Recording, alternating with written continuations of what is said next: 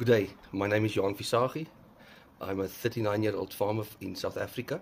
I have extensive knowledge and experience in crop farming, mainly maize and lucerne, as well as Afrikaner cattle and Dorper sheep, mainly stud. I can operate the 2- and 4-wheel drive tractors, for example, Massey Ferguson, Landini, Ford and John Deere.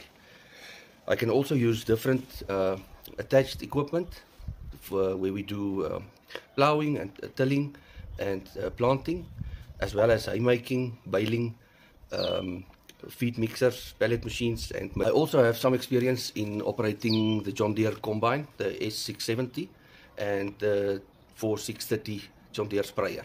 Knowledge with irrigation, which includes center pivots. We use river and underground water. I have experience in maintaining and repairing these structures, whether it's pumps or gearboxes, wheels, and electrical components. I'm well equipped and capable of working with hand tools such as grinders, arc welders, drills, whether it's steel work or woodwork, fencing, etc.